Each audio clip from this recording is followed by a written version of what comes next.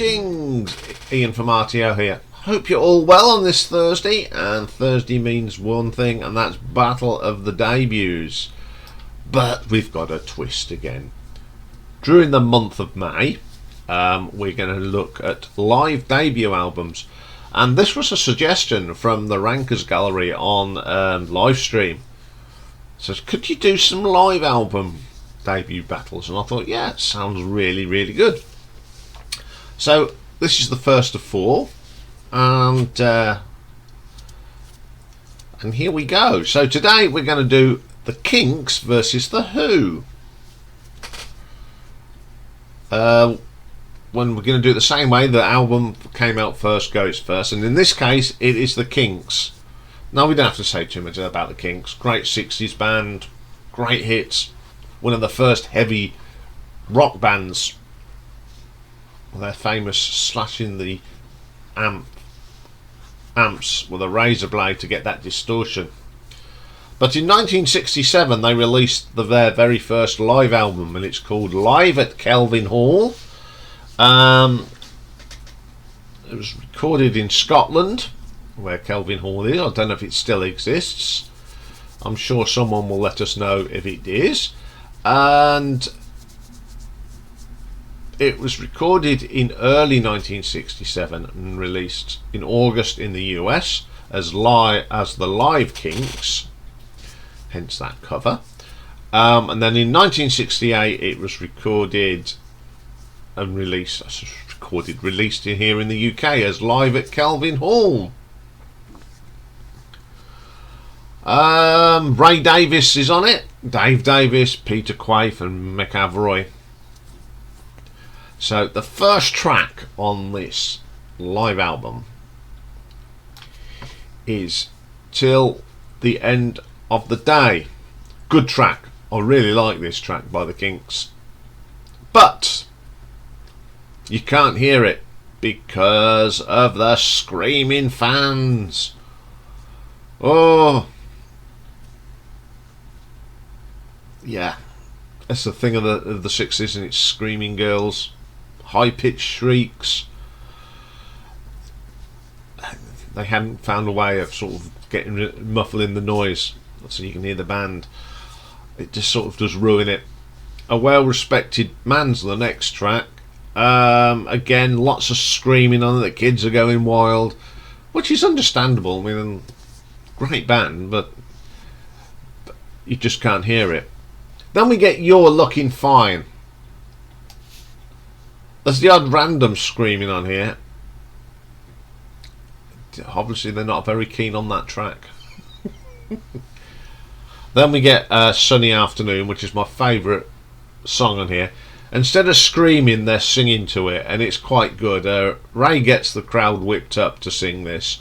It's a really good version of it live. I like that. Then we get Dandy. Not so much screaming on this one again. I don't know why. Then On an Island, but the screams are back for this. You can sort of hear the song, and it sounds really good live, what you can hear of it. Come On Now. Oh, the screaming's even going worse now. You can hardly hear the band. Same when they do You Really Got Me. You hear that opening riff, which sounds absolutely brilliant live, and then you lose the rest of the song. Then they do this sort of rock and roll type medley, and you get Milk Cow Blues, which is a John Estes song, of course, famously recorded by Aerosmith at a later date. Then you get the Batman theme, probably not the best version of the Batman film, written by Neil Hefti. Then the version of Tired of Waiting for You. Again, you can hardly hear it because of the screams. An album that I don't own, I must admit, and I'm glad I don't, because I would have felt conned, because it's just naturally an album of screaming with a few bits of music in the beginning. I know this was the thing of the 60s, and they hadn't got the technology to do it, so it didn't go down a storm with me. It didn't go down storm with the fans, the critics. There's not anything written about it, but what I did, the overall thing that it was not very well received by the critics. Didn't even make the UK album charts. Got to number 16 in the US, so it didn't do very well. Okay, let's have a look at the nuts and bolts of this. Now, song quality is a little bit different. It's going to be more like set quality and the songs they chose during the live debuts. So I'm going to still call it song quality. Okay, the songs on here, they've picked some really good songs. Set the Batman theme. So I'm going to give it a 4 out of 5. Production. It's not. I say this with a heavy heart. It's not very good at all. Live recording production was not very good in the 60s. And all you can hear is screaming. So it's not very enjoyable. So I'm going to give that a 2 out of 5. Reception. It did not. It got to the top 20 in America, but everywhere else it just didn't get received well, and it got a bit of a panning. So I shall give that a 3 out of 5. Cover design. I think they chose. I prefer the American cover. That's great. But the UK cover, that dark blue purple colour, and it sort of loses the pictures of the band. So I shall give that a 3 out of 5. So for Live at Kelvin Hall by the Kinks gives us a grand total of 12 out of 20. So let's move on to the next contender, and that is The Who. Not much to say about The Who. We all know what a great band they are. And yes, we are ranking the studio albums probably in July. So that's something to look forward to. So this is their first live album, and it's the brilliant Live at Leeds, and it was their first album. And it was recorded, of course, at the University of Leeds Refectory on the 14th of February 1970, so a Valentine's Day gig for them. And this album is actually the live album that was released while the group were active and recording with their classic lineup: Roger Daltrey, Pete Townsend, John Whistle and Keith Moon. So this was released on the 23rd of May 1970. Okay, the first track on here is a Moose Allison cover of Young Man Blues, which is brilliant. The sound's great. Pete's guitar work on this is great, and it's a great vocal from Roger, absolutely brilliant. Then we get Substitute. This is probably the best version of this song that I have got. Much heavier. Keith's drumming on this is great. Some great guitar work from Pete. Great song. Then we get another cover of Eddie Cochran's Summertime Blues. Sounds okay, but it's not a patch on Eddie's version, but still a great track. Another cover of Johnny Kidd number now, Shakin All Over. This is a really good version. I love Pete's guitar work on it. It's awesome, and a great vocal from Roger. Then we flip it over to side 2 and we get My Generation. Now the song itself is absolutely mind-blowing, brilliant live. And then we get like this improvising bits of songs here. It goes on too long, and I would have preferred to have had more Who tracks than a 14-minute version of My Generation. Next track, and the last track, Magic Bus. Best song on the album. Okay, it's a little bit longer than the single, but it's not as long as My Generation, and it's my favourite version of Magic Bus. Okay, what do I think of this album? I've always liked this album, even when we only had this single album. Then in 1995, of course, they added a few more songs and remixed it, and we thought, wow, it's even better. But we had to wait to 2001 before we got the full concert, including Live Tommy. It's remixed. It's always been a great album, but now it's a magnificent album because you get the whole gig and it's in its glory, and it's just a fabulous listen. But I'm going to just rate this on that single album. Okay.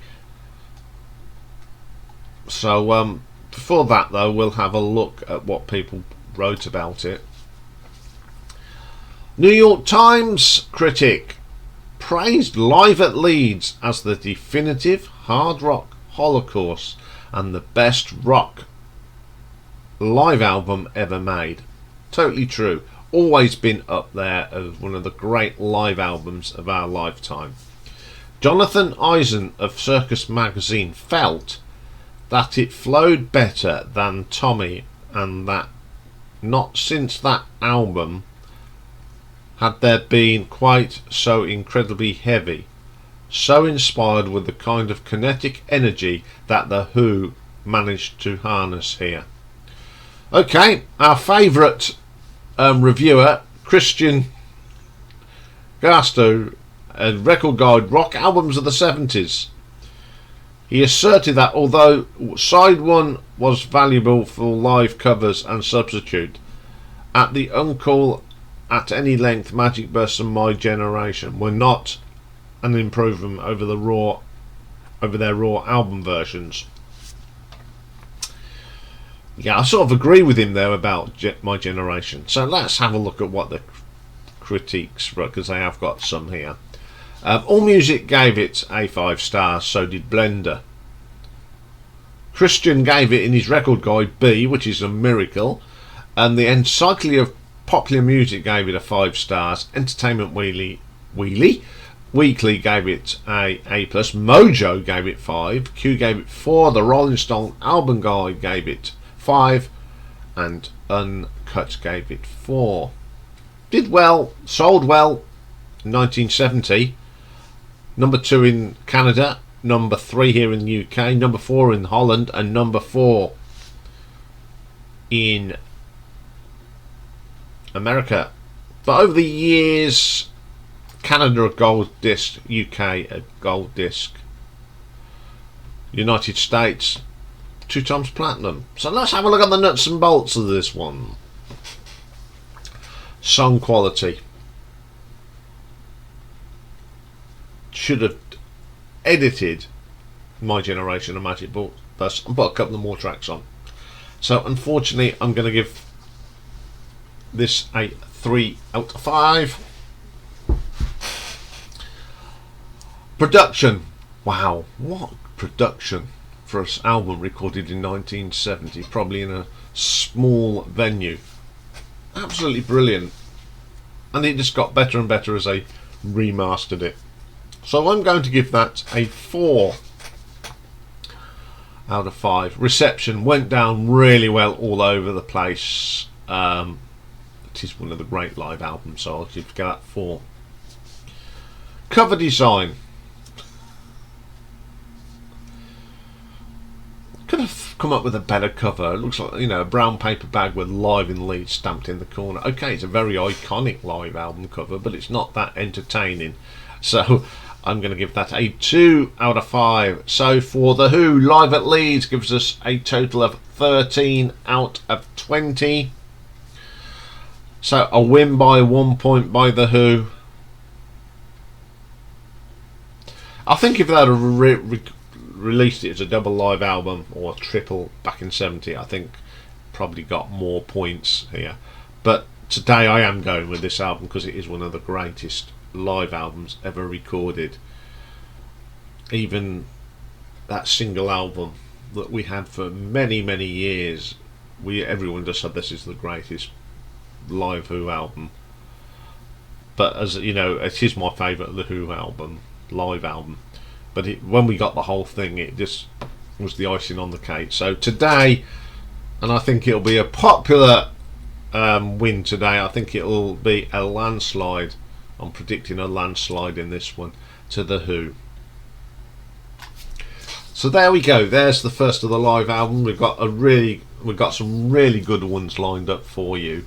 So I hope you'll enjoy them. So that's all for this. I'll be back later, and it's pick and mix. And today we're going to take a wander down the sidewalk, which means we're going to look at the top 10 singles in the United States of America on the 4th of May 1970, and it's a great number one. That's all I'll tell you. So join me for that later.